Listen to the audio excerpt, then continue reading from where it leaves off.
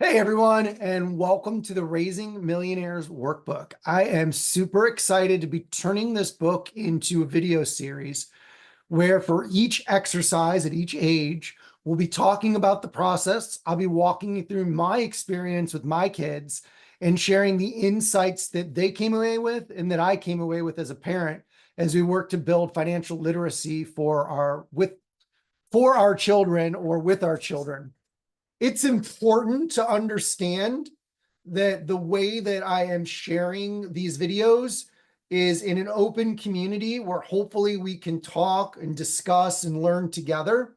So in each of these videos, there'll be an opportunity for you to tag them in the community and say, hey, I just did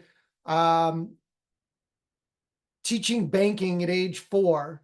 And this is what my feedback is on the course. This is what my experience was with it. I think this was the biggest takeaway my child had. Here's what was good. Here's what was bad. I'm giving this away. So this isn't designed to be sold. This is designed so that we as a community can work together to raise smart, financially literate kids and hopefully set them up for financial success much earlier than we may have been given that opportunity or achieved that goal. So as you dive into these courses, remember they're designed to be discussed. They're designed for the community to be doing them together. And we'll continue to add more activities that aren't necessarily age specific into this book based on your feedback and based on the activities that we do with our kids. My kids, Carter's 2, Claire's 6. Claire has done many of the activities in this book. I don't know that she fully grasps all of them at the age of 6, but at least she is being introduced to the terms and the concepts so that over time, as these things keep coming up in her life, she'll be more aware of them. I would say that very few of these activities or concepts were introduced to me before the age of 15. Maybe even most of them 18 or even into my 20s. My personal experience was coming from a family where money was more of a burden, meaning there was never enough. Everyone was always borrowing, always in debt. No one was saving. There was absolutely no investing going on in the family.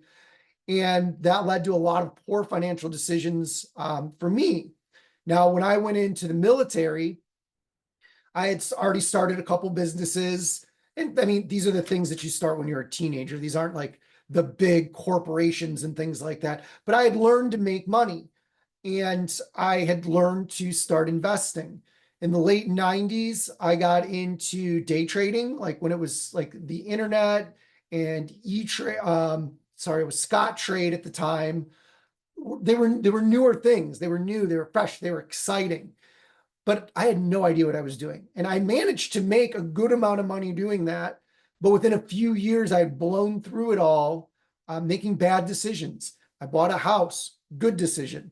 I moved my friends out from Ohio to California to come live with me when they didn't have jobs and they didn't have money, 3 of them. Terrible decision. So in the 5 years that I was in the military, I built up all of this wealth and then gave it all away because I had no concept of financial literacy. I had no concept of long-term investing and long-term thinking. That money compounded today, astronomical. I don't even want to think about it.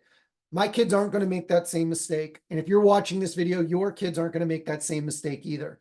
So let's go on this journey together.